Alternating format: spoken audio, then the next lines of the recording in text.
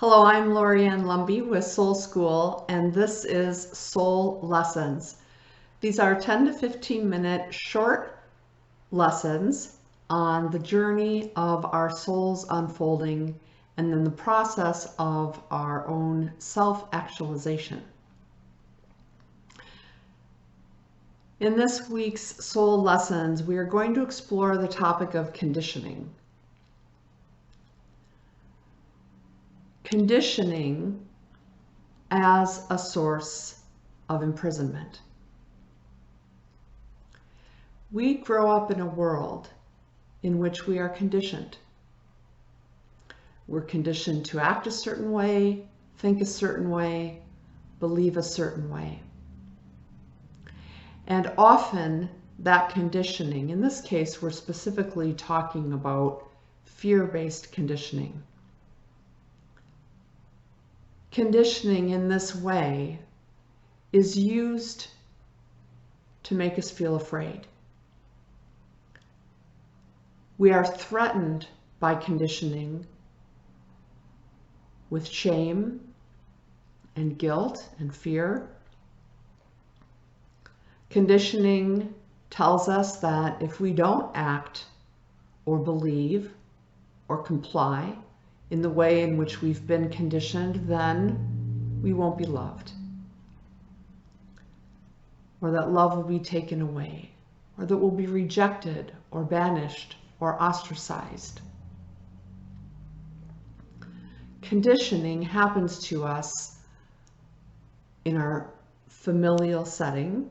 Our parents condition us based on usually how they've been conditioned or in the conditioning that they have not yet healed from. Conditioning is often accompanied by the word should, implying that if we don't do this, there will be punishment in some way. Conditioning is imposed upon us by our parents, by our culture, by our peers, by our religion, by our school, by our society. Conditioning is really all the ways in which we've been trained to be afraid. Specifically afraid that we would not be loved or accepted or celebrated for who we are, our unique gifts, and our own unique truth. Conditioning is the method by which we are imprisoned by the status quo. As I have written in my book, Mouthful of Flames, guilt is a weapon of the status quo. Shame is a weapon of the status quo. Fear is a weapon of the status quo.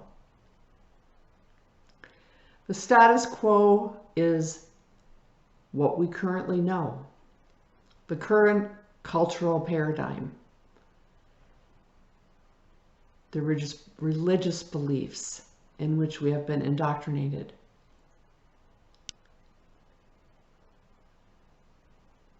Conditioning rules us by fear, and it tells us what we should or should not do, leaving absolutely no room for our own truth,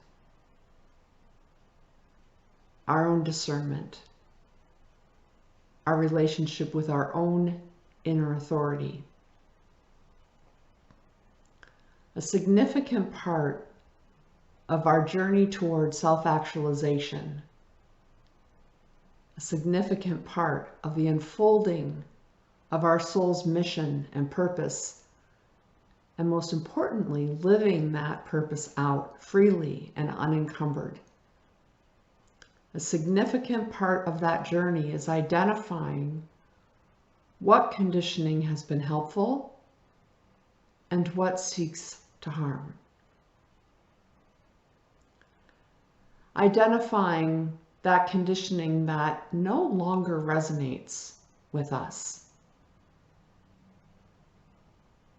That conditioning that defies what our own truth might guide us toward. That conditioning that keeps us in relationships that aren't life-giving, that aren't supportive and celebratory of who we are. Those relationships that don't honor our own unique gifts, our own unique truth, and our own unique path. Conditioning can be thought of in regards to our middle school or high school cliques, the friend circles, if you will. Think about the rules and the regulations and the guidelines that are required within those groups. A great example, and not a disproportionate example, is the movie Mean Girls. The mean girl group that had rules and regulations about who was welcome, who was not, how one must dress or act, or with whom they should hang out. That is an example of conditioning. Another example of conditioning is any time that we are told to do or act in a way that goes against what our heart tells us to do. It's the conditioning that says you should go to church on Sunday or else you might go to hell. It's the conditioning that says if you don't obey these rules, then you will be expelled. It's the conditioning that says the preferred path of high school is to attend college afterwards, to get an important degree and an important job with important pay. Each and every one of us have a life path that is unique to us alone. And conditioning stands in the way, often stands in the way of our ability to live out that path. As we grow and come into awareness of who we truly are, we find the courage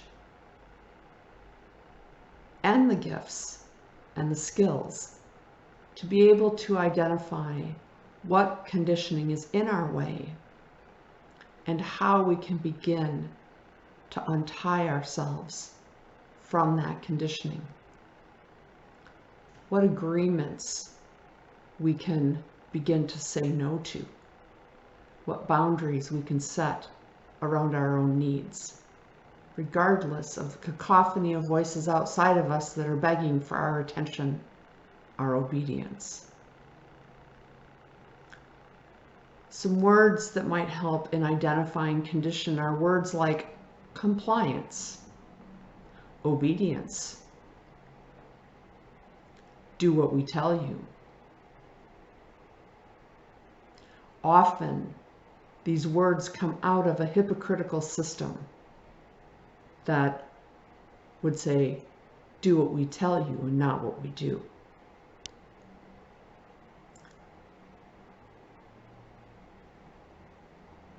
Conditioning is something to take an acute look at as we are moving through our soul's journey. Identifying what in our conditioning is an impediment to our freedom, and untying and untangling ourselves from that conditioning. This is where the support of a spiritual director, a mentor, a community can help. Helping you in feeling not alone in your desire to untangle yourself from conditioning and helping you to feel secure and safe within your own truth. I'm Lorianne Lumbee, and this is Soul Lessons. If you found this video to be helpful, meaningful, supportive, please like and share. Subscribe to this YouTube channel. And if you're interested in discovering more about the services and programs we offer at Soul School, please check out our website at www.loriannlumbee.com, and the link is listed below. Thank you.